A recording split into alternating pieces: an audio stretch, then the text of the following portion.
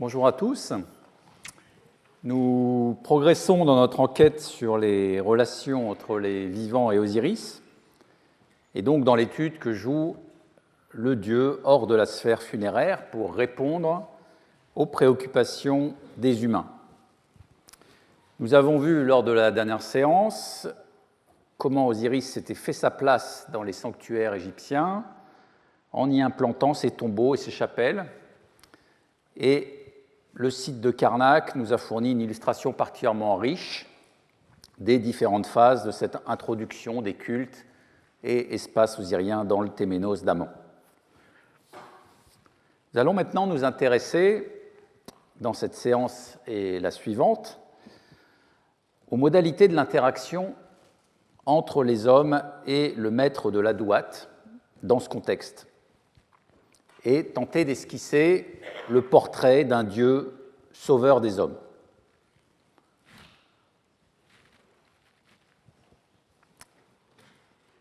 Alors, précisons d'emblée qu'il y a deux grands cadres pour l'octroi de ce salut divin.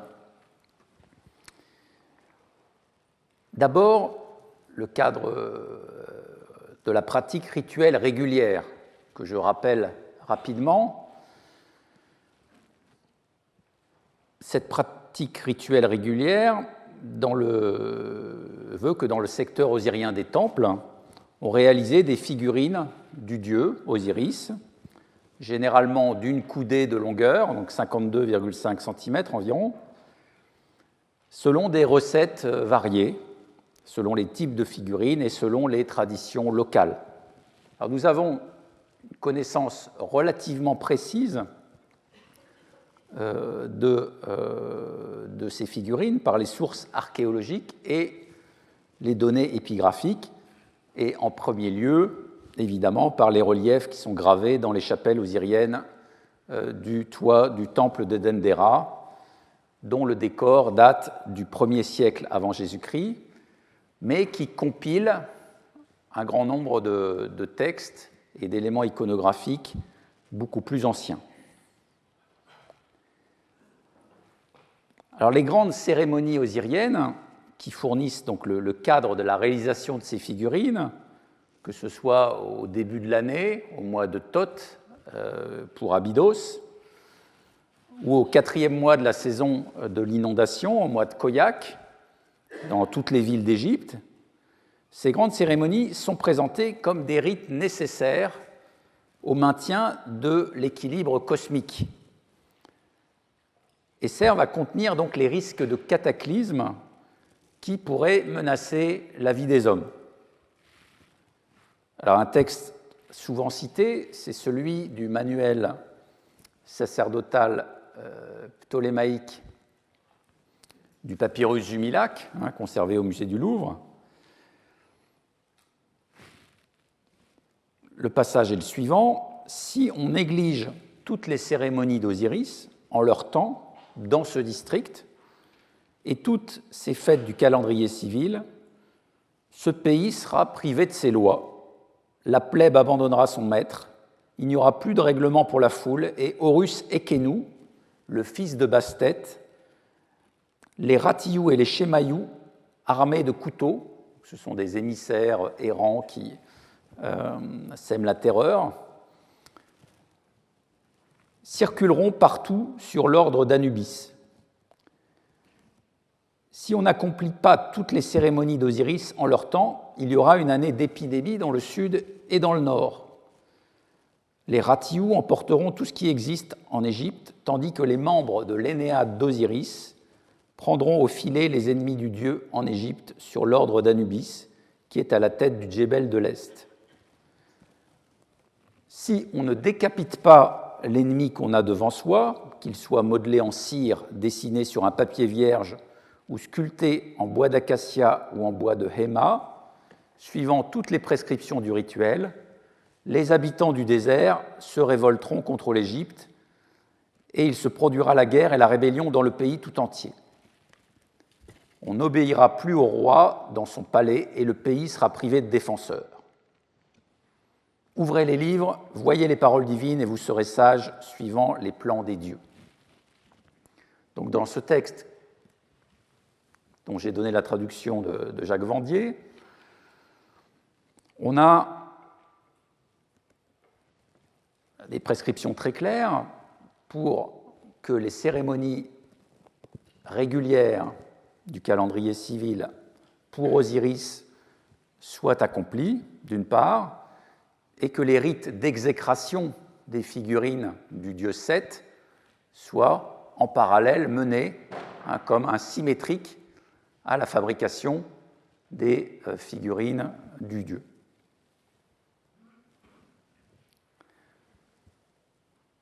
Donc ces deux opérations, constitution de la figurine d'Osiris et exécration de la figurine sétienne, garantissent la préservation du monde face aux épidémies, révolutions et autres malheurs menaçant potentiellement l'Égypte. Donc on peut dire que dans ce type de rituel osirien que nous venons d'évoquer, le salut offert par le dieu répond à une logique liturgique et s'inscrit dans des cycles réguliers qu'il convient d'observer scrupuleusement pour maintenir l'équilibre cosmique. Alors il y a un second cadre dans lequel Osiris va être porteur de salut, comme un certain nombre d'autres dieux, c'est celui de la magie guérisseuse et protectrice. Alors là, on est dans un autre cas de figure. Dans ce second cas, il s'agit de répondre ponctuellement à une situation critique qui amène un individu à se tourner vers le Dieu pour lui-même ou pour un tiers. Donc la magie, Heka en égyptien, a été précisément créée dans l'ordre divin pour gérer ce genre de situation. Dans l'enseignement pour Méricaré, un texte sapiential du deuxième millénaire, cette création de la magie, dans cette perspective, est clairement évoquée. C'est afin de repousser la force des événements, tout ce qui est de nature à surgir, le repère, que le Dieu a créé pour les hommes les formules magiques comme armes. Donc là, on sort très clairement du cadre d'un maintien rituel de l'ordre cosmique régulier pour faire intervenir des pouvoirs divins qui peuvent contrecarrer un événement funeste, une maladie, une blessure, une morsure, ou offrir une protection temporaire contre les coups du sort. C'est à ce type de besoin que répond la magie Heka. Alors bien sûr, il n'y a pas de différence tranchée en Égypte ancienne entre les deux cadres que je viens de mentionner. La distinction que l'on peut faire entre religion et magie en Égypte, si ces deux mots généraux ont un sens, n'est pas, dans beaucoup de cas, très pertinente. On a en quelque sorte un pôle religieux, un pôle magique, et les deux sont dans la continuité. Et la preuve en est que les rituels de temple, les rituels osiriens, peuvent aussi avoir un bénéfice direct pour les individus. D'où le phénomène qui consiste, pour les prêtres égyptiens, à emporter dans leur tombe les textes des rituels osiriens pour s'en attirer les bienfaits. Et c'est ce phénomène qui nous a permis justement de conserver un certain nombre de rituels qui étaient pratiqués dans les temples, puisqu'ils ont été ensuite, entre guillemets, usurpés, adaptés par les prêtres à leur bénéfice et qu'ils les ont emportés dans leur tombeau, ce qui a permis leur meilleure conservation. Alors, ce bénéfice individuel des rituels, il est souligné par exemple dans le papyrus Jumilac que l'on a évoqué. On nous dit « Osiris vit des écrits de Ré, et ceux-ci, de même qu'ils sont utiles à Osiris, sont utiles à ceux qui les lisent. Ils sont utiles à ceux qui les font, qui les observent, sur terre. Ils leur sont utiles aussi dans la nécropole. » Donc on a à la fois un usage dans le temple, un usage particulier, et cet usage particulier, il est valable aussi bien pour les vivants sur terre que dans la nécropole pour les défunts.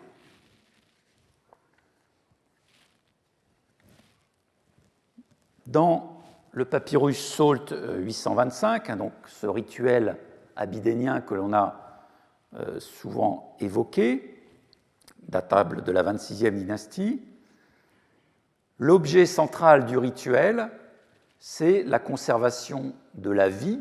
C'est d'ailleurs le titre qu'a donné Philippe Derchin à son édition de ce texte, un rituel pour la conservation de la vie.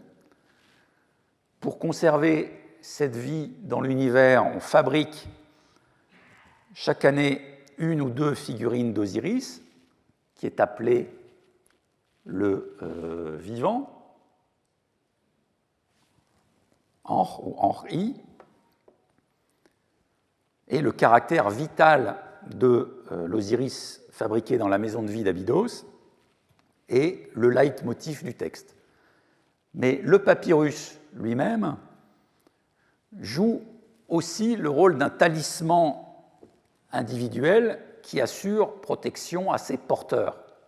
Et dans le mythe qui est expliqué dans le papyrus, le dieu Chou va porter ce papyrus sous forme d'amulette à son cou. Donc ce texte a une valeur magique de protection et le texte nous dit, enfin un des extraits nous dit qu'il doit être manipulé uniquement par le personnel de la maison de vie d'Abydos. On accomplit le livre de fin de l'ouvrage, c'est-à-dire de fin de la fabrication de la figurine osirienne, en ce jour, c'est-à-dire le 20 Thoth. C'est un livre secret pour renverser les formules magiques, bloquer les sorts, fixer les sorts, intimider l'univers entier. Il contient la vie, contient la mort. Ne le révèle pas, car celui qui le révèle meurt de mort subite ou immédiatement assassiné. Tu te tiendras tout à fait à l'écart, car il contient la vie et il contient la mort. C'est le scribe du personnel qui doit le réciter, appartenant à ce qui est dénommé la maison de vie. De là, dans cet extrait, une évocation très explicite du pouvoir extraordinaire de ce texte qui donne à son possesseur le pouvoir de vie et de mort. Dans un autre extrait, on nous dit « c'est la vie », donc on désigne là la figurine osirienne, ou la réalisation en quelque sorte de cette figurine par le rituel. Tu seras à l'abri de la mort subite, tu seras à l'abri du feu, tu seras à l'abri du ciel, il ne s'écroulera pas, et la terre ne chavirera pas, et Ré ne fera pas de cendre avec les dieux et les déesses. Donc là, on a une sorte d'évocation double entre un cataclysme cosmique qui va toucher tout l'univers, donc contre lequel le papyrus protège, et puis un usage individuel de protection d'une personne qui va utiliser ces formules pour sa protection personnelle.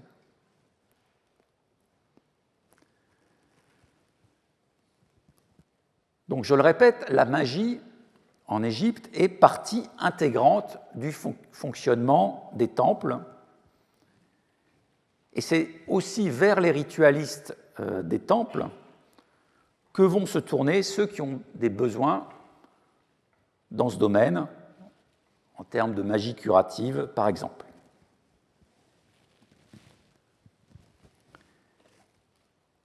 De fait, à partir du Nouvel Empire essentiellement, c'est aux divinités dont la personnalité se dote d'un caractère de sauveur que l'on s'adresse en sollicitant leurs pouvoirs particuliers. Ces pouvoirs vont être définis, on l'a déjà vu, par des épiclèses ou des épithètes cultuelles qui s'ajoutent à leur nom. Alors le phénomène avait déjà été mis en évidence par Eberhard Otto dans un article de 1971 consacré au Dieu comme sauveur en Égypte. Gott als Retter in Ägypten.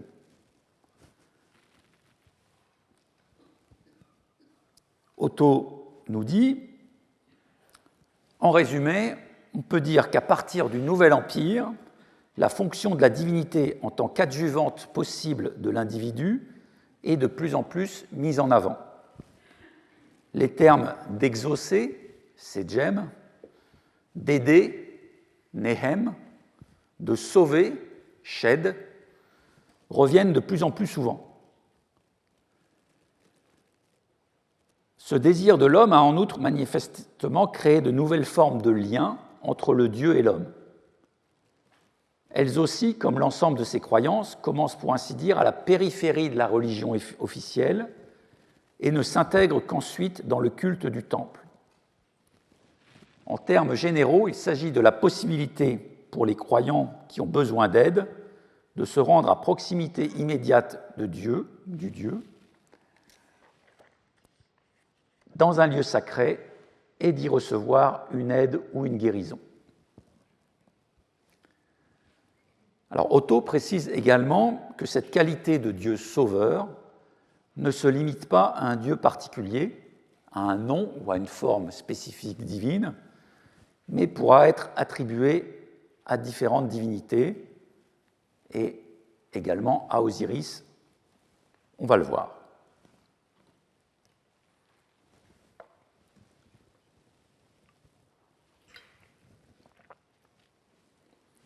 Alors Jan Assmann a prolongé la réflexion d'Eberhard Otto en précisant dans quelles conditions le dieu Amon acquiert, à côté de sa dimension cosmique, celle d'un dieu sauveur attentif aux besoins personnels des hommes.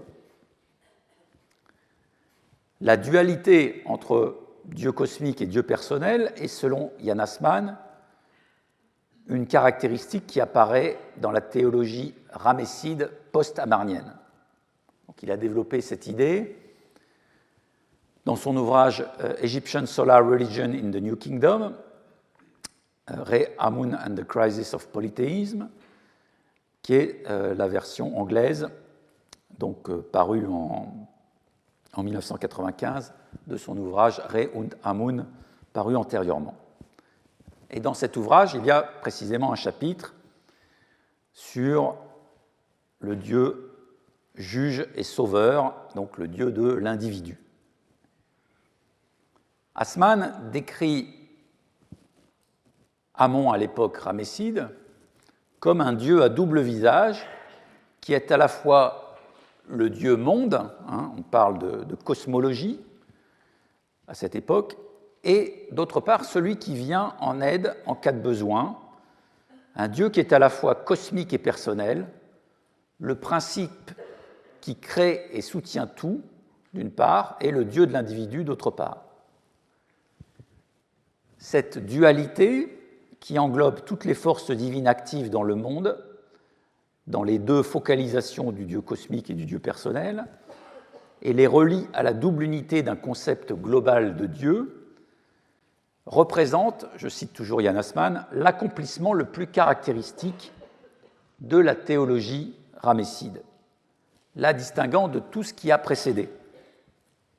Donc, en un sens, elle est l'héritière de la religion amarnienne.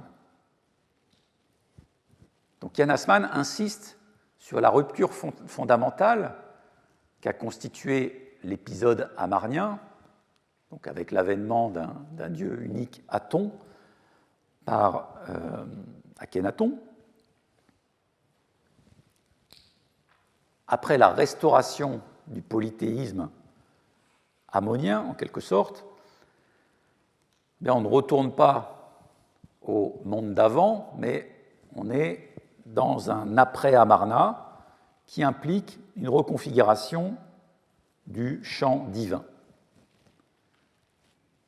Alors on en a des témoignages très connus, notamment le célèbre texte de la bataille de Kadesh, de Ramsès II, où l'Amon sauveur va se manifester aux côtés du pharaon, qui se trouve bien en difficulté sur le champ de bataille à Kadesh. Et Amon se manifeste après que Ramsès II l'a imploré. Et grâce à cette intervention, il va échapper finalement à un désastre militaire.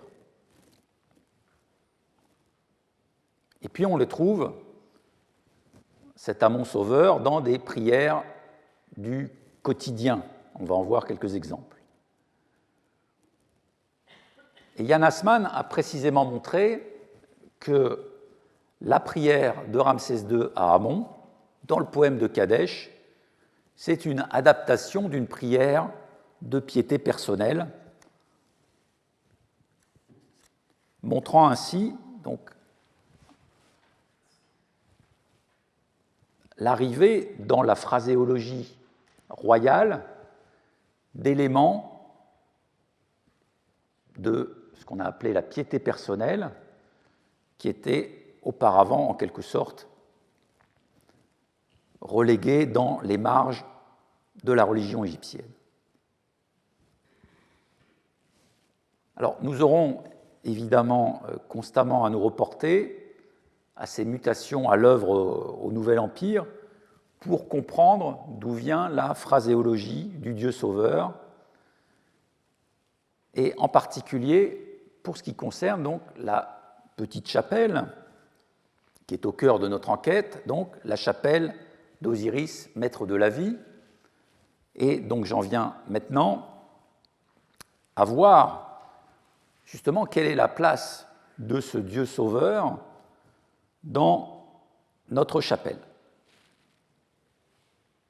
Alors je vous rappelle qu'il s'agit d'un petit édifice d'époque couchite, donc sur les abords de la voie menant au temple de Ptah. Et dans cette chapelle d'époque couchite, où sont représentés le roi Taharqa et la divine adoratrice Shephenupet II, comme les maîtres du lieu, on a présente 3 formes d'Osiris qui peuvent précisément renvoyer au pouvoir de Dieu sauveur.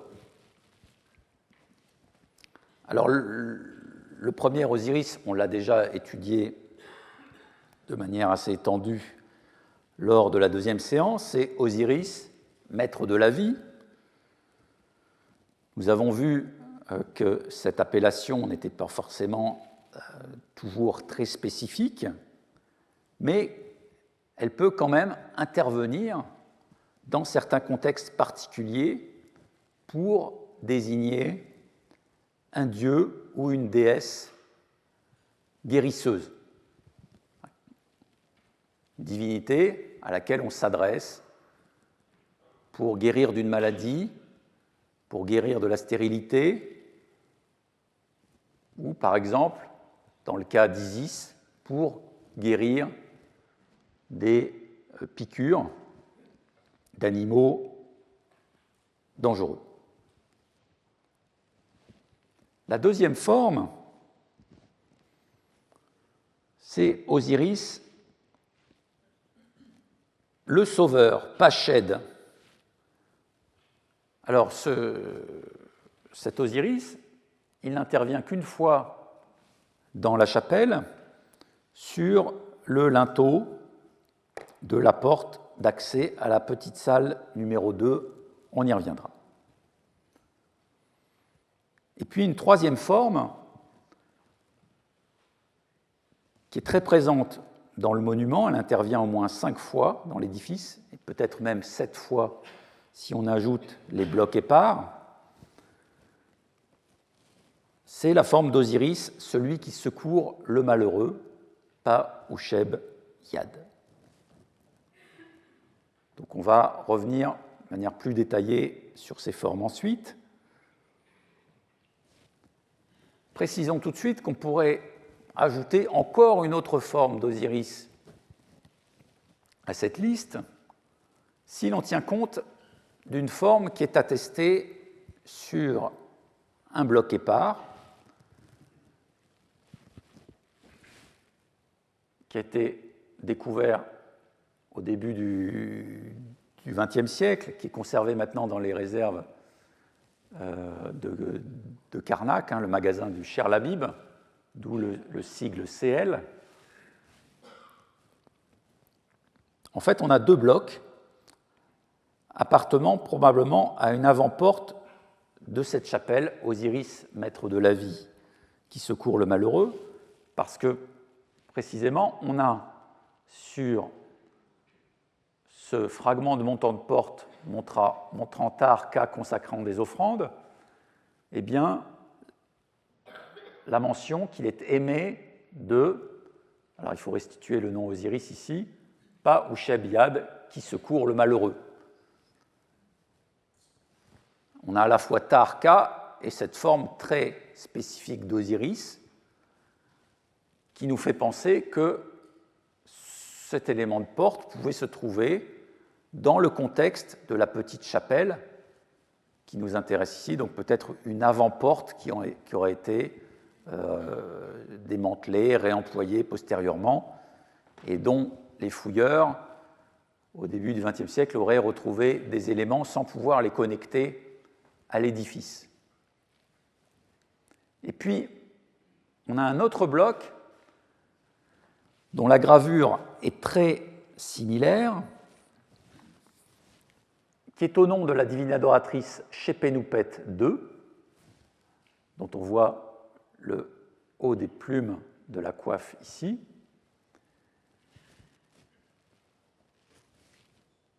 Et qui est aimée, elle, d'un probablement Osiris, pas Néfer en Iretef, celui à l'œil bienveillant. Alors, j'ai étudié cette forme spécifique du dieu dans un article qui est paru en 2017 et je l'interprète comme lié spécifiquement au pouvoir d'Osiris à repousser le mauvais œil. J'y reviendrai rapidement par la suite. Donc, en tout cas, si on accepte l'hypothèse qu'il s'agit ici d'une avant-porte de notre chapelle, on ajoute une nouvelle forme, une nouvelle épiclèse d'Osiris à notre liste, et donc on a 4 formes osiriennes avec cet Osiris à l'œil bienveillant qui s'agrège aux 3 autres formes.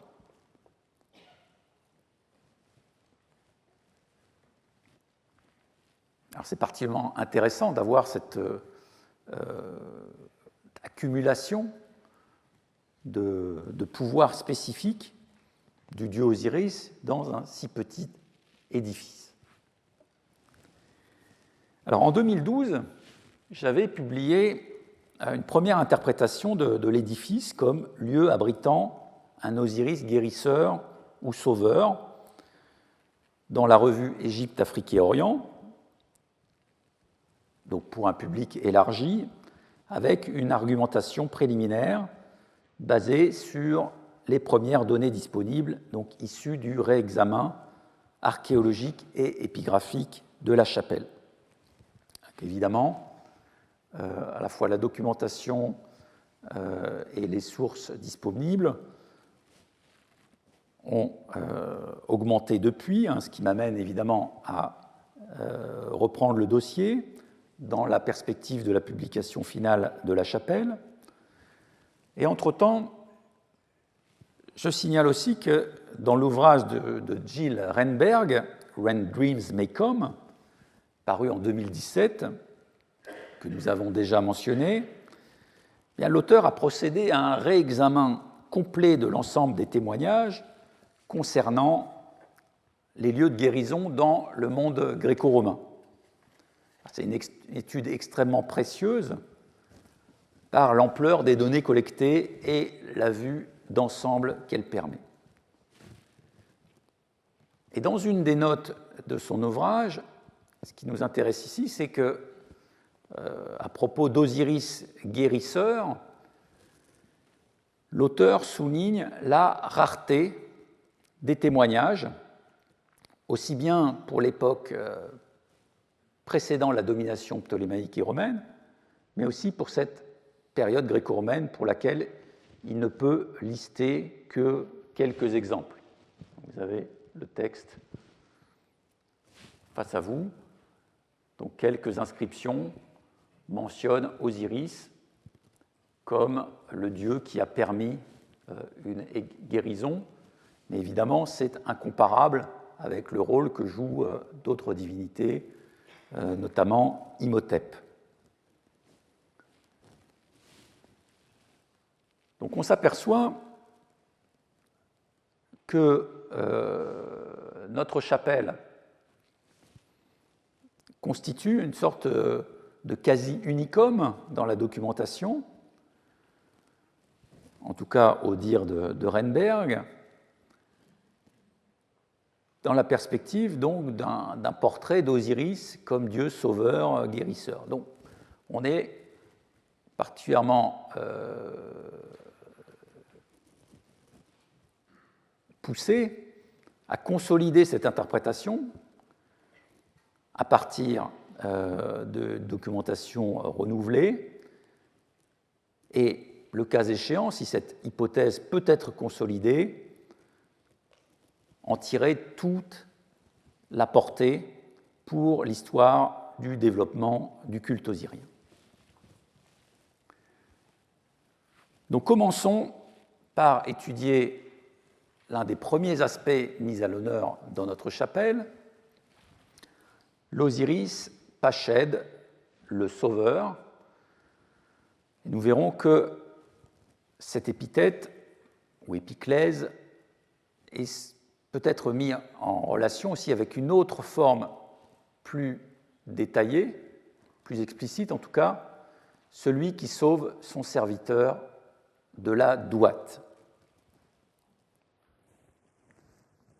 Alors je le rappelle, donc cette appellation d'Osiris comme le Sauveur se trouve une fois dans l'édifice sur le linteau de la porte d'accès à la salle 2 de la chapelle d'Osiris, maître de la vie. Elle qualifie un Osiris momiforme qui est placé en symétrique du dieu Upwaut, l'ouvreur de chemin, donc sur le linteau de cette porte qui donne un accès à cette pièce que l'on a interprétée comme évoquant à elle seule la douate. Alors il faut noter d'ores et déjà la rareté de l'épithète Pached ou l'épiclèse Pached associée à Osiris. Les répertoires classiques n'en donnent que très peu d'exemples. En revanche, évidemment, cette épithète de sauveur est bien attestée pour d'autres dieux. Et le fait qu'elle soit attribuée à la 25e dynastie à Osiris doit bien sûr s'interpréter dans ce contexte de l'octroi de la qualité de sauveur à bien d'autres dieux dans le même environnement. Alors, pour cette histoire de l'épithète Shed, je vous renvoie à une étude récente où vous trouverez l'essentiel des références, celle de Giuseppina Lenzo, qui s'appelle Divine Names and Titles in Ancient Egypt, The Case of the God Shed, qui est paru dans la revue Archiv für Religionsgeschichte 23 en 2022. Et cet article est en fait une étude préliminaire annonçant une publication monographique sur le sujet du dieu Shed en collaboration avec Christopher Nihan.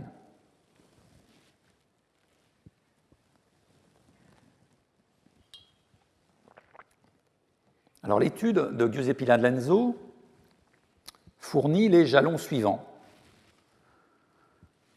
On connaît un dieu Shed qui est attesté à l'origine sur de petites stèles déposées dans des chapelles dans les villages d'Amarna et de Der el-Medina ou dans des contextes domestiques. Donc là encore, le point de départ, c'est l'époque amarnienne. On voit apparaître ces stèles mettant à l'honneur un dieu dont la principale fonction est de délivrer les gens des morsures de serpents et des piqûres de scorpions. Shed est donc représenté comme un dieu chasseur qui maîtrise également d'autres animaux dangereux, tels que les lions ou les crocodiles. Alors la question de l'origine égyptienne ou sémitique de cette divinité qui apparaît donc à la XVIIIe dynastie est une question disputée. Évidemment, on connaît beaucoup d'autres dieux qui sont importés à cette époque du Proche-Orient. Giuseppe Lanzo penche pour une origine égyptienne avec une réinterprétation postérieure comme un dieu ouest sémitique.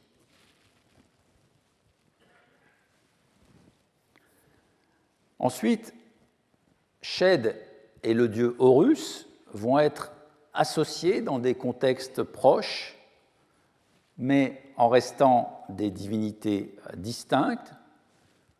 Puis, dans le tournant de la troisième période intermédiaire, les deux divinités vont fusionner en quelque sorte en un Horus Shed sur les fameuses stèles d'Horus sur les crocodiles, ce qu'on appelle les cipes d'Horus, à la troisième période intermédiaire.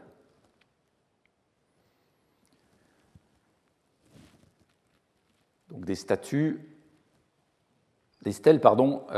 destinées à la guérison, qui répondent à la même fonction que les premières stèles du dieu Shed, et donc il y a une continuité dans le développement de ces monuments entre les premières manifestations du dieu Shed et puis les stèles d'Horus sur les crocodiles à partir de la troisième période intermédiaire. Alors nous aurons l'occasion de revenir justement sur l'usage qui est fait de ces stèles dans le contexte de Karnak. Je précise simplement qu'à côté de cette Horus Shed, on va avoir aussi une Isis Shedette ou Tashedette, une Isis sauveuse qui va pouvoir répondre aux mêmes besoins. Et donc c'est toute la famille osirienne dans son ensemble qui a des capacités de guérison. On y reviendra. En tout cas, ce qui m'intéresse ici, c'est de souligner ce premier usage du terme Shed dans un contexte spécifique de guérison magique, mais aussi de montrer que l'appellation Pashed, le sauveur, n'est pas limitée à cet emploi, puisqu'on va trouver associé à Amon le même terme pour caractériser son action en dehors du contexte spécifique de la guérison des morsures et piqûres. Alors, je vous en donne un exemple. Un graffito de la montagne thébaine portant une prière à Amon au nom du scribe Bouté-Amon. Il invoque Amon ainsi: « Ô toi le sauveur Pached, le Sauveur, Amon, maître du trône des deux terres, le Sauveur, recommence à sauver de nouveau, tandis que je m'adresse au Sauveur. Fait par le scribe Boutéamon à l'an 13, le deuxième mois de la saison Arrête, le 15e jour, alors que je suis venu voir les montagnes. Donc le scribe se promène dans la montagne thébaine et laisse ce graffito, qui n'est pas très explicite sur sa demande. Il invoque simplement Amon pour ses capacités de sauveur, dont on comprend qu'il a déjà bénéficié des pouvoirs auparavant. Il s'agit de recommencer à sauver. Alors, il peut s'agir dans ce cas de problèmes de santé, mais aussi, ou alors d'une mauvaise passe de tout type, judiciaire, administrative ou familiale.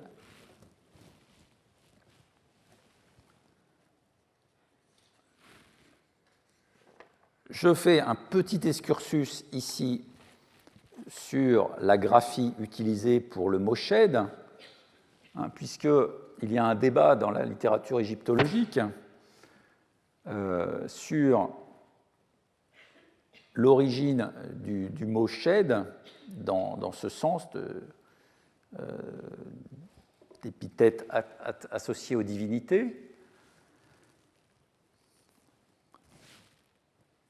Robert Rittner a remis en cause la traduction du mot shed par sauver en signalant les nombreuses graphies où le verbe shed est écrit avec le déterminatif de l'homme qui met la main à la bouche, ce qui renvoie plutôt à une activité liée à la parole. Et donc on a un terme shed récité qui convient parfaitement.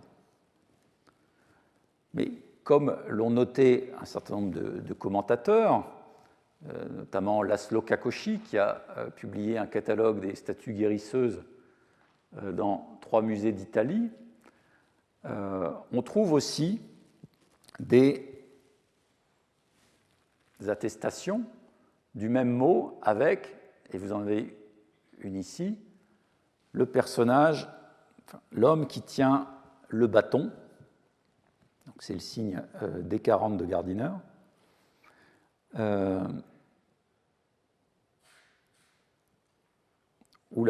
Pardon, D40, c'est la main qui tient le bâton, et donc qui suggère une interprétation, la sauvée.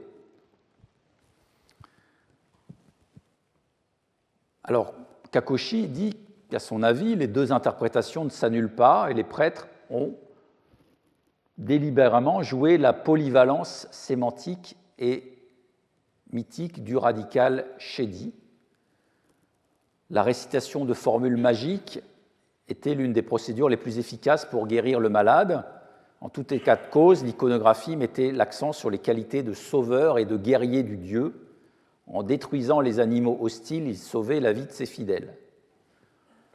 Donc, certes, on peut suivre Rittner en considérant qu'effectivement l'activité de celui qui pratique le salut magique passe par la récitation de formules, et c'est le verbe shedi réciter qui est sous-entendu, mais l'activité globale qui est sous-entendue par l'épithète, c'est aussi celle de sauver un être envisagé comme action générale, et donc il n'y a pas de distinguo à faire entre les 2 acceptions du terme, d'où cette variabilité des déterminatifs que l'on voit dans les graphies. Donc, nous adopterons cette vision en quelque sorte non différenciée du verbe shed, qui est d'ailleurs aussi celle adoptée par Giuseppe Nalenzo dans sa contribution récente sur le dieu Shed. Donc on ne traduira pas Osiris, pas Shed, par Osiris, le réciteur de formules magiques, mais le récitant plutôt, mais plutôt Osiris, le sauveur. Alors on a une autre épithète particulièrement intéressante pour notre propos, c'est l'épithète d'Osiris qui sauve son serviteur dans la douate. Alors on connaît cette épiclèse d'Osiris notamment par une stèle de fondation d'une chapelle osirienne. Alors généralement on a les édifices mais on n'a pas les stèles de fondation. Là on a la stèle de fondation mais on ne connaît pas l'édifice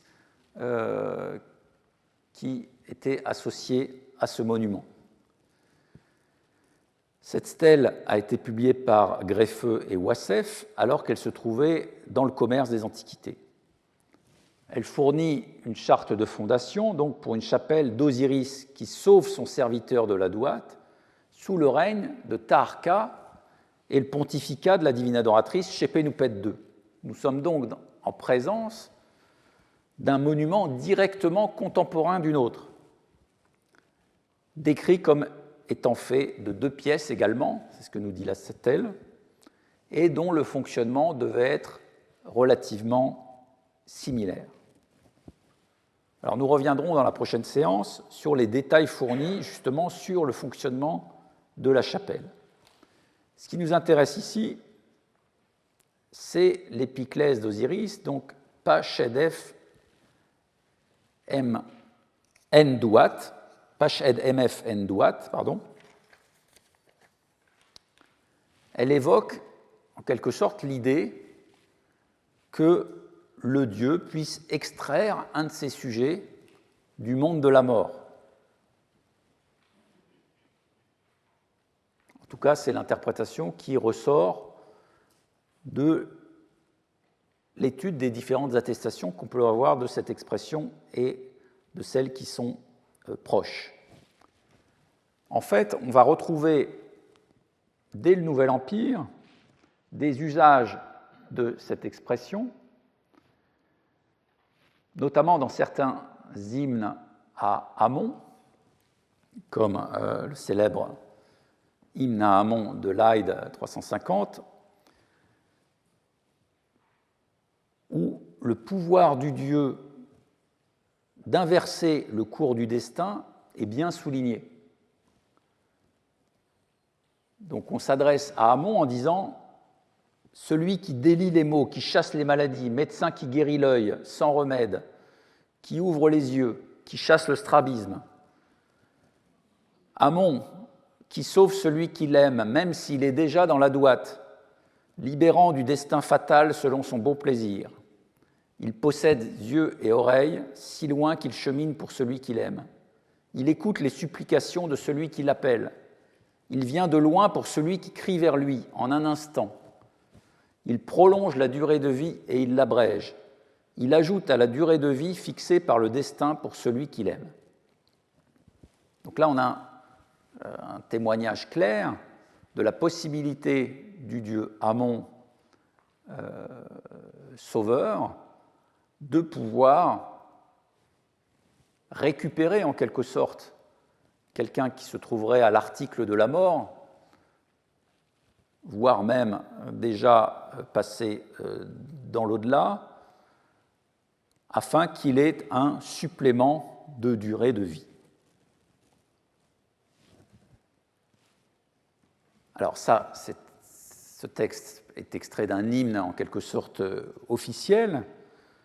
On peut avoir également des témoignages issus d'existence réelle, en quelque sorte, à travers le témoignage de petites stèles ou de monuments issus de la nécropole thébaine, donc toujours du Nouvel Empire, et notamment cette fameuse stèle de Nébré, conservée à Berlin, qui date de l'époque de Ramsès II. On l'a retrouvée dans un petit édifice à proximité du Ramesséum. Et donc, Nébré va invoquer le dieu Amon, Amon-Ré, maître des trônes des 2 terres, grand dieu, maître de Karnak, dieu vénérable qui entend les prières, Sejem Nehut, qui vient à l'appel du pauvre malade, qui donne le souffle à celui qui est malheureux. Alors, rappelons que cette forme d'Amon qui écoute les prières s'est vue consacrer un temple spécifique à l'est de Karnak, ce qu'on appelle le temple de l'Est, et c'est à proximité immédiate de ce qui deviendra le secteur de la butte osirienne, qu'on a vu la semaine dernière, de la Grande Place, au nord-est du temple. Alors, dans la partie inférieure de la stèle, Nébré poursuit l'invocation à Amon en décrivant précisément sa capacité à sauver les morts. Il dit « Tu es Amon, le maître des silencieux, qui vient au cri de l'individu. Quand je crie à toi dans l'affliction, tu viens et je suis sauvé, tu viens et je suis sauvé. Puisses-tu donner le souffle à celui qui est malheureux et me sauver comme celui qui est emprisonné. Tu es Amon-Ré, seigneur de Thèbes, qui sauve celui qui est dans le monde souterrain, dans la Douate, parce que tu es miséricordieux. Et quand on fait appel à toi, tu es celui qui vient de loin. » Donc, évocation très claire, là encore, du pouvoir d'Amon de sauver celui qui est dans la Douate.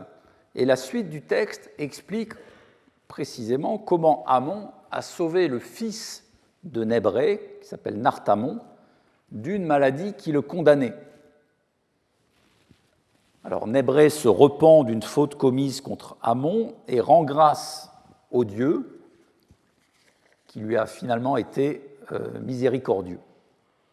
Et la fin du discours explique précisément que la stèle est une action de grâce pour les bienfaits d'Amon. C'est le dessinateur dans la place de vérité, Nébré, juste de voix, qui dit « Je ferai cette stèle en ton nom et j'établirai cet hymne pour toi, par écrit sur sa surface. Car tu as sauvé le dessinateur Nartamon pour moi. Je t'ai parlé et tu m'as écouté. Tu vois, j'ai fait ce que j'avais dit. Tu es le seigneur de celui qui l'appelle, satisfait de Mahat, le seigneur de Thèbes, réalisé par le dessinateur Nébré et son fils, le scribe Rai. » La stèle est donc, à proprement parler, un ex-voto pour remercier Amon d'avoir sauvé du trépas le fils de Nébré. C'est le témoignage le plus explicite que l'on ait du processus à l'œuvre dans l'expression « sauver de la Douate ». Alors, toujours dans le contexte de la nécropole thébaine, on va voir que le pouvoir de sauver de la Douate va être attribué aussi à Amenhotep Ier, divinisé, en tant que patron de la nécropole thébaine et de la communauté des ouvriers de la tombe royale à Der el-Médina.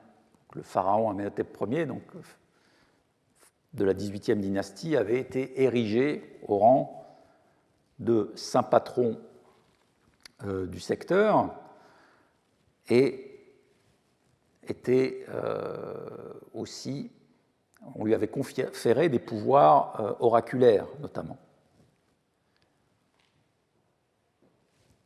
Dans ce monument, cette stèle d'Atumnart, conservée à Turin,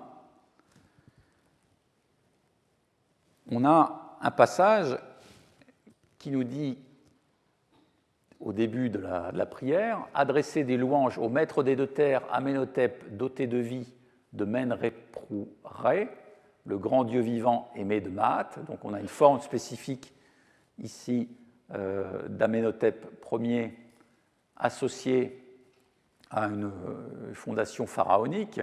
Donc ça rappelle ce que l'on avait vu avec les formes osiriennes associées à certaines divines adoratrices. La suite du texte dit « Il sauve celui qui est dans la Douate », il faut restituer un M, « car il donne le souffle à celui qu'il aime ». Donc j'ai cité la traduction récente de Dimitri Mex, et celui-ci suggère, dans son commentaire, que le sens de ces tournures est incertain. Pour lui, donc, plutôt que de penser que la divinité intercède dans l'au-delà en faveur de son serviteur sur le point d'être jugé, peut-être vaut-il mieux comprendre qu'il le soulage lorsqu'il est dans la souffrance et l'affliction, Douat étant pris dans un sens métaphorique. Et il poursuit, une telle interprétation s'accorderait bien avec le don du souffle qui suit.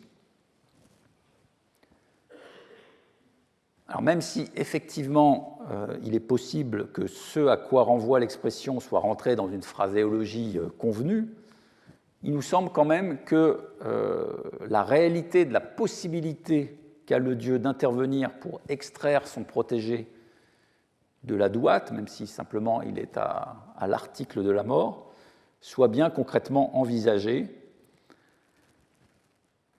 et pas simplement de manière métaphorique, ce que va confirmer, nous semble-t-il, les exemples qui vont suivre, un peu plus loin. Mais avant cela, il faut évoquer le passage de l'épithète à un autre dieu,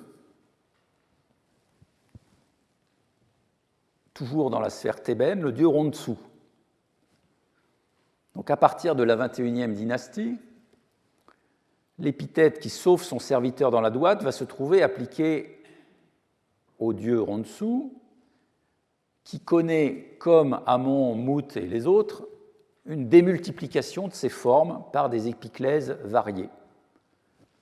Et l'une d'entre elles, donc la forme de Ronsu, celui qui gouverne dans Thèbes, pas Ir, Sererou et Mouesset, qu'on traduit parfois aussi par celui qui fixe le sort dans Thèbes,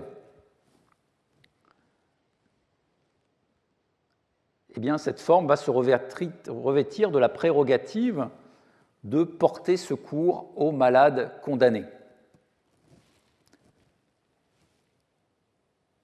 Alors, l'illustration la plus célèbre nous est donnée par une stèle qui est conservée au musée du Louvre, sous le numéro Louvre C284. C'est la fameuse stèle dite de la princesse de Bactane, provenant de Karnak. Alors, c'est beaucoup plus tardif que la troisième période intermédiaire, même si on ne peut pas définitivement fixer sa date de création. On a pensé au début de l'époque ptolémaïque. Il s'agit en tout cas d'un texte pseudo-historique, fictivement situé sous le règne de Ramsès II, mais entièrement construit à la gloire de ce dieu, Ronsu, qui gouverne dans Thèbes, et de son clergé. Et il s'agit précisément d'un type de composition que l'on trouve à l'époque ptolémaïque. Je pense par exemple à la stèle de la famine à Céel, qui est aussi un texte pseudo-historique de ce type, conçu pour les intérêts du clergé local. Le texte nous raconte comment le prince de Bactane, un toponyme qu'on a rapproché souvent de celui de Bactriane, donc ce prince cherche à guérir sa fille, la princesse Bentrèche, qui était possédée par un esprit art malfaisant. Donc le prince va demander à son gendre, le pharaon Ramsès II, de lui envoyer la statue du dieu Ronsu qui gouverne dans Thèbes. Une fois arrivée au palais, cette statue du dieu va guérir la princesse en venant à bout de l'esprit malfaisant, ce qui va lui assurer un renom encore plus grand en Égypte et à l'international. Et à contre-cœur, ensuite, le prince de Bactane devra accepter que la statue puisse retourner en Égypte et donc à Karnak. On a donc dans cette stèle une illustration romanesque en quelque sorte des pouvoirs guérisseurs de cette forme particulière de Ronsu. Or, dans les textes thébains, Ronsu, c'est aussi celui qui sauve son serviteur de la douate. On en a notamment la preuve par les textes de la porte des Vergettes, le propylône du temple de Rontsou à Karnak, où Rontsou, qui gouverne dans Thèbes, est celui qui sauve son serviteur de la douate, qui chasse les démons coutiliers, qui repousse les errants, qui punit les esprits et les damnés. Donc on retrouve la même idée que dans la stèle de la princesse de Bagdad, l'idée de punir les esprits malfaisants, et on a l'évocation très claire de la possibilité de sauver un serviteur de la douate. Alors on retrouve cette épithète également dans d'autres monuments thébains, dont une porte de Ptolémée et Vergette II, publiée récemment par Christophe Thiers. On va retrouver aussi d'autres attestations de la même épiclèse sur d'autres monuments thébains. Comme le précise Françoise Labrique, Rontsou a, comme Osiris, un rayon d'action qui touche aussi la douate, donc il a la possibilité d'aller dans le royaume souterrain pour extraire un de ses sujets et lui accorder une vie supplémentaire.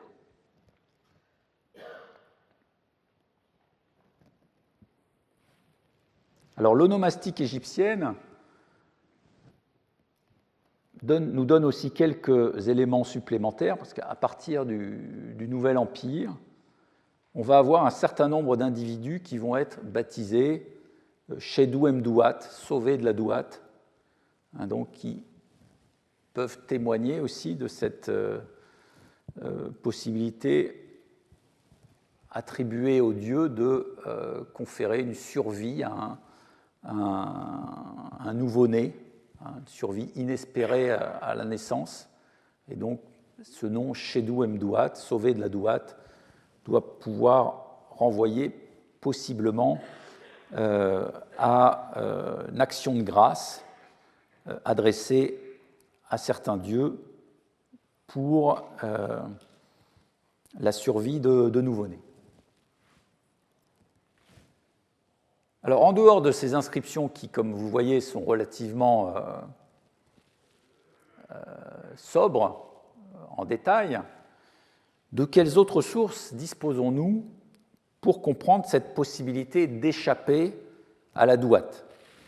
Eh bien, nous avons la chance aussi d'avoir un certain nombre de textes littéraires, alors pour beaucoup plus tardifs que la période qui nous intéresse directement, mais qui ont souvent des antécédents dans précisément les siècles de la troisième période intermédiaire et de la basse époque. Donc ce sont des textes de la littérature tardive, notamment démotique, qui évoquent, dans certains cas, l'idée d'un accès possible au monde souterrain et surtout de la possibilité d'en ressortir.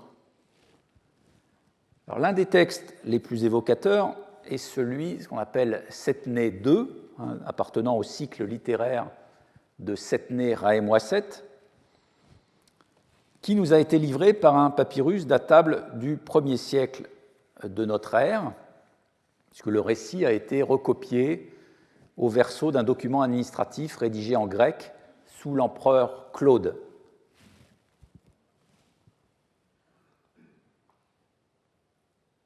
Mais comme l'ont noté Joachim Quack et Friedrich Hoffmann, qui sont l'auteur d'une anthologie de la littérature démotique, on trouve déjà mention d'un protagoniste de cette histoire de Setné II, donc un protagoniste sur lequel nous allons revenir, qui s'appelle Or, fils de Pnèche, dans des sources du milieu du 1er millénaire avant Jésus-Christ.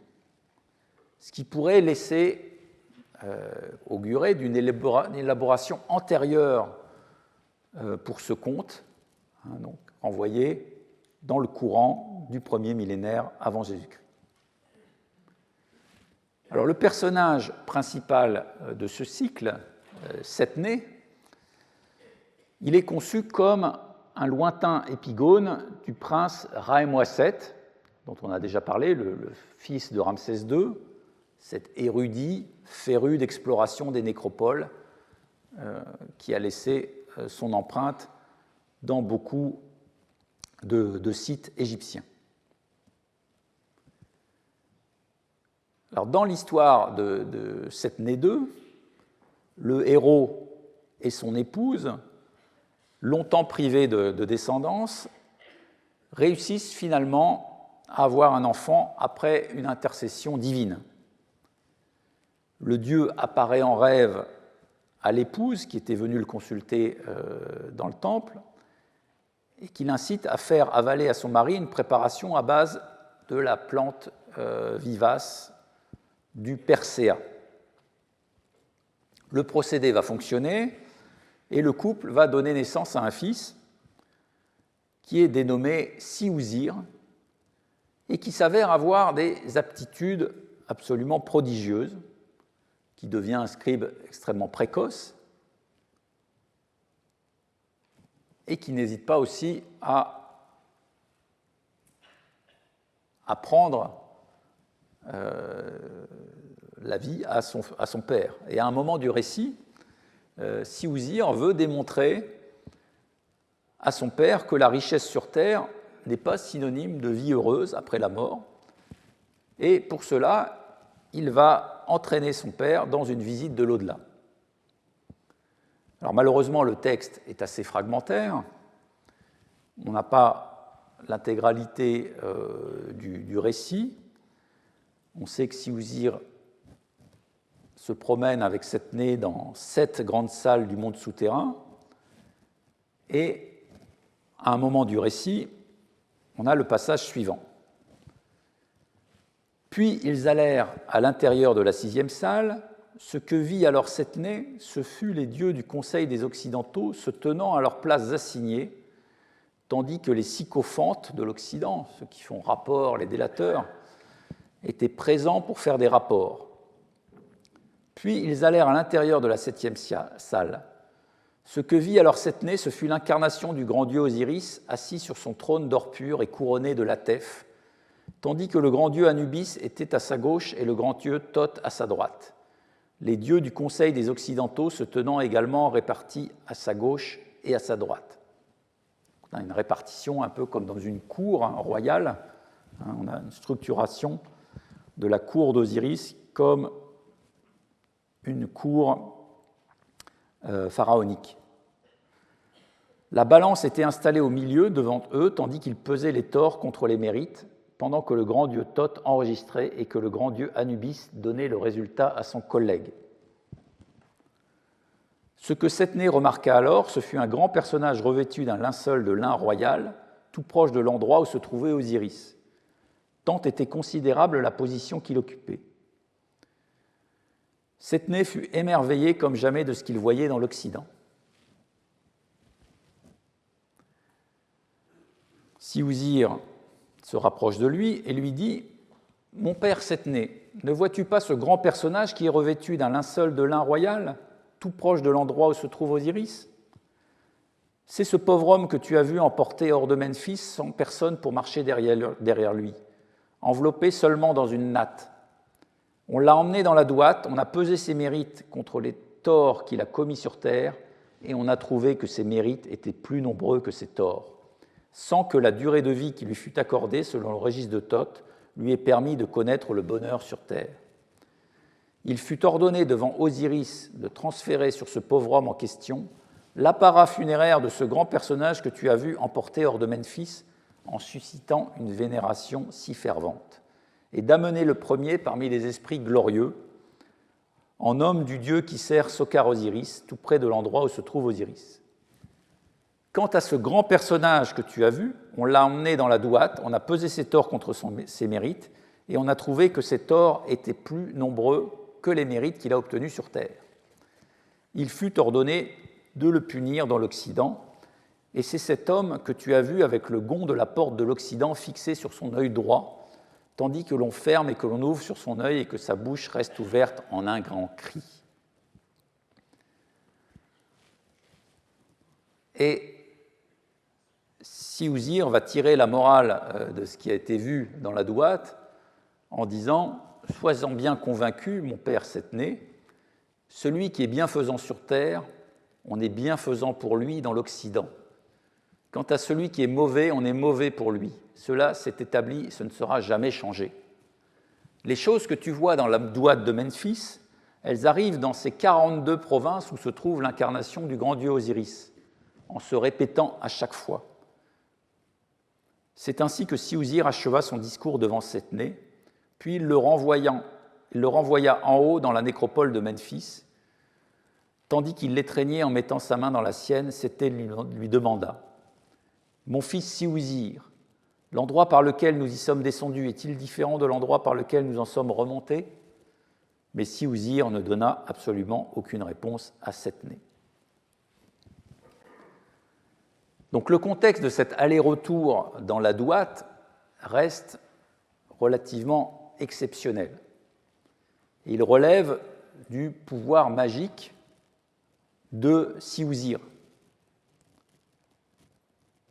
dont on va voir que sa personnalité n'est pas celle du commun des mortels. Alors, ce qui est intéressant ici, c'est de noter qu'on évoque la Douate de Memphis comme un espace régionalisé en quelque sorte, qui répondrait à une configuration modèle qui serait celle des 42 provinces d'Égypte. Donc on retrouve ce que l'on a évoqué lors de la séance précédente, cette connexion entre la géographie terrestre et la géographie de la Douate, qui est en quelque sorte compartimentée en 42 provinces également. Alors on voit aussi tout ce qui sous-tend le récit, cette idée d'une justice post-mortem, qui rétablit les mérites et qui va en quelque sorte inverser les positions respectives des riches et des pauvres selon le jugement d'Osiris. Donc on voit aussi tout ce qu'il peut y avoir de sous-entendu quand on s'adresse à Osiris qui sauve dans la Douate, ou de la Douate, de la possibilité aussi qu'a le dieu de compenser en quelque sorte les injustices qui se sont produites sur Terre. Donc là aussi, on a, par ce texte, c'est pour ça que je l'ai cité intégralement, aussi une vision des croyances dans les esprits égyptiens de cette possibilité qu'a le dieu de rectifier en quelque sorte des injustices dans l'au-delà. Alors à la fin du même récit de Setné II, Si-Ouzir va en fait révéler sa véritable identité alors qu'il doit combattre pour le compte du pharaon les maléfices envoyés par l'ennemi de Couche. Il va avouer en fait être la réincarnation d'un magicien ayant vécu 1500 ans auparavant, qui s'appelle Or, fils de Pnèche.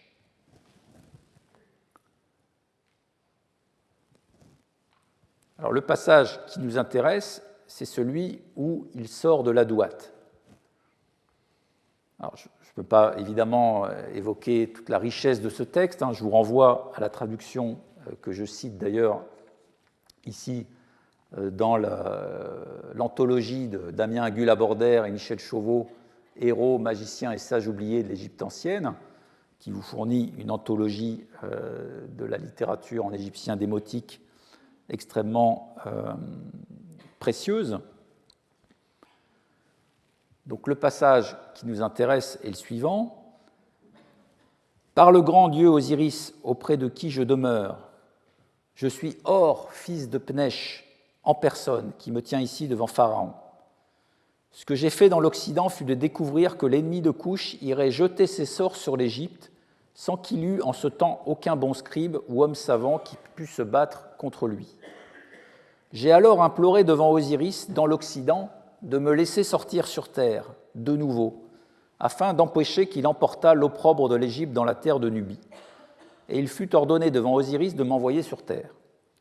Je bondis alors moi-même, bille en tête, afin de trouver Setné, le fils de Pharaon, dans la nécropole d'Héliopolis ou dans celle de Memphis, croissant dans cette pousse de Perséa, avec le dessein de me réincarner de nouveau et de naître sur terre pour contrer magiquement cet ennemi de Couche qui se tient ici dans la salle d'audience. Alors là encore, il est question d'une situation exceptionnelle, de retour sur terre d'un magicien qui était présent depuis un millénaire et demi. Mais ce qui est notable ici, c'est que ce qui est dit explicitement, c'est que c'est uniquement sur autorisation d'Osiris, en personne, que peut se faire la sortie de la douate pour un défunt.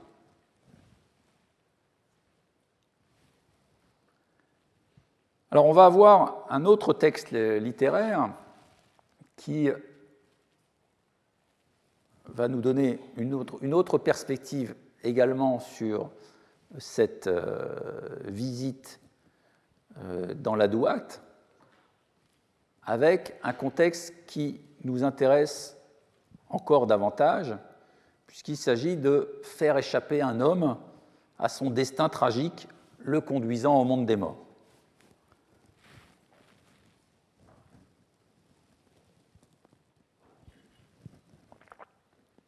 Alors ce texte, c'est celui du papyrus Vendier, qui a été publié par Georges Posner en 1985.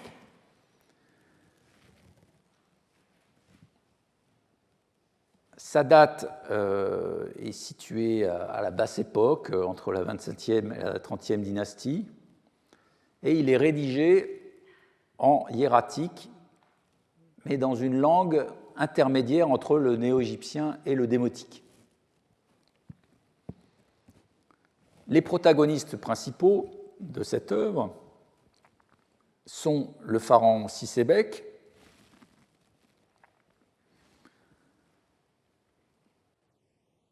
le magicien Mériré, dont Posner a rapproché la personnalité de Ra-Mouesset également.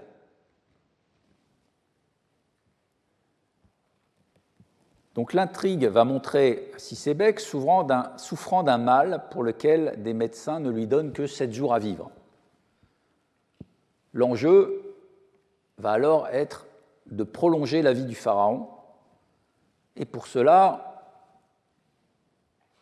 on mobilise les magiciens de la cour, et on va faire, en désespoir de cause, appel à Mériré, un surdoué dont l'entourage du monarque lui avait soigneusement caché l'existence jusqu'alors.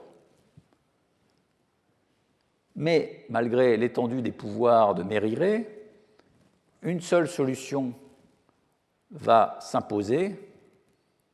Mériré va devoir se substituer au pharaon dans la douate pour lui permettre d'échapper à son sort tragique. Alors évidemment, Mériré est assez réticent à cette opération, bien qu'on est dévoué entièrement à son pharaon. Il est encore jeune. Alors le roi lui promet l'assurance d'un culte posthume très riche et lui donne certaines garanties qui ne seront d'ailleurs pas du tout respectées sur sa vie de famille. Et Mériré va finir par se plier à la volonté du pharaon et il va être introduit par la déesse Hathor auprès d'Osiris. Voici l'échange entre Mériré et Osiris. Donc, En italique, vous avez des restitutions probables du contexte par les éditeurs. Le dieu souhaite certainement la bienvenue à Mérirée qui lui annonce « C'est pour Pharaon que je suis venu devant toi. Décris-moi d'abord la situation dans laquelle se trouvent les temples. » Les temples sont très prospères. Les biens des temples resplendissent en Égypte.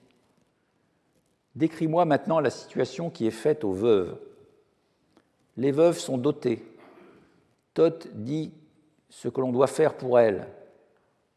Alors, il y a beaucoup de passages fragmentaires. Aucun homme ne maltraite son compagnon, aucun puissant n'enlève l'enfant de force.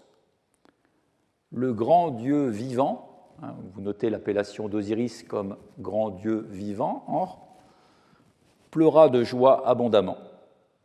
La suite est malheureusement très lacunaire. Le grand Dieu vivant lui répondit « Donc la durée de vie du pharaon doit être prolongée de 25 ans. » Le général Mérirée déclara devant le grand Dieu vivant « Pour moi, une durée de vie ?» Le grand Dieu vivant rétorqua « Sa durée de vie à partir d'aujourd'hui est jusqu'à sa 100e année. » Le général Mérirée déclara alors devant le grand Dieu vivant « Mon grand Seigneur, puissais-je être ramené sur terre ?» Le grand Dieu vivant lui dit « Général Mérirée, tu ne pourras pas aller sur terre sans avoir ici, malheureusement, lacune. » Le général répondit « Je le ferai, ce sera uniquement pour 7 jours. » Alors, malgré les lacunes importantes du texte qui empêchent sa compréhension totale, on voit bien qu'il y a l'objet d'une discussion.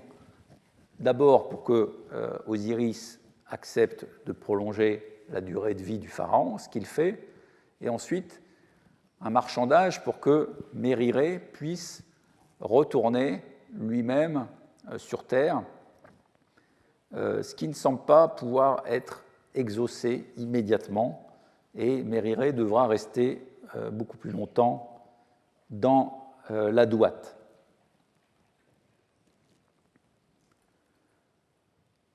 Alors, dans la suite du récit, les informations que Mérirée reçoit de ce qui se passe sur Terre lui font ressentir à quel point il a été trahi par le pharaon, qui n'a pas respecté ses engagements vis-à-vis de lui, et le magicien va chercher, dans la suite du conte, qui est malheureusement aussi lacunaire, à se venger en fabriquant un homme de terre capable de se rendre sur Terre donc, pour réaliser ses volontés. Alors, là, on a un texte particulièrement riche qui nous dit comment il y avait en Égypte la croyance en la possibilité pour quelques privilégiés de prolonger leur temps de vie à condition de trouver un remplaçant. Alors, on n'a pas beaucoup de détails sur les applications concrètes de ce processus. En tout cas, il s'agit d'un pouvoir qui est réservé à une élite royale.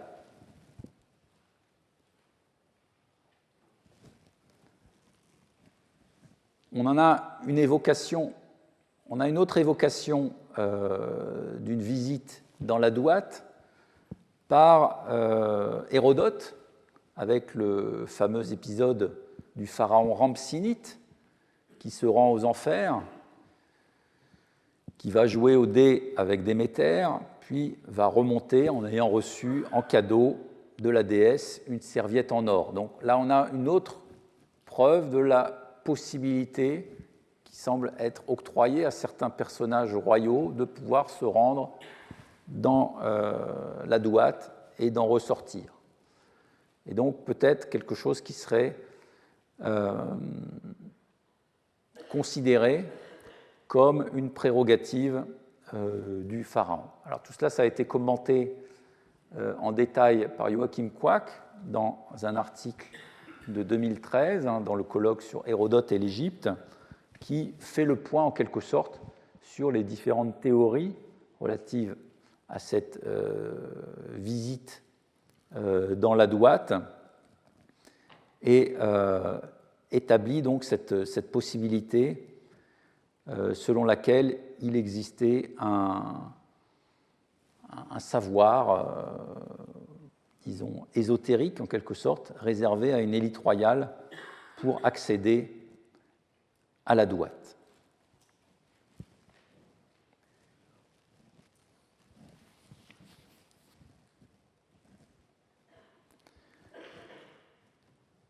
Alors, on a achevé ici ce petit parcours sur la possibilité qu'a le Dieu, qu'ont les dieux de sauver les individus, ou de les sauver même du monde des morts. On voit en tout cas toute la richesse qui se cache derrière ce mot, cette expression pached, hein, dans notre chapelle osirienne d'Osiris, maître de la vie. Le lien qu'on est tenté de faire par la proximité chronologique avec la forme d'Osiris qui sauve son serviteur dans la Douate nous amène aussi à penser que cet Osiris Pached, Osiris le Sauveur, qui se trouve représenté au-dessus de la porte d'accès à la salle 2 de l'édifice d'Osiris, maître de la vie, salle 2 que l'on a analysée comme une représentation de la Douate, où est mise à l'honneur Osiris, où se trouve la divine adoratrice Aménirdis Ière défunte. Donc, il est en tout cas très tentant de voir dans cet Osiris Pached un dieu qui est capable justement d'intercéder pour qu'un sujet qui soit à l'article de la mort soit extrait précisément de ce monde des morts. Donc, on avait parlé la semaine dernière de cette idée de sas vers la Douate.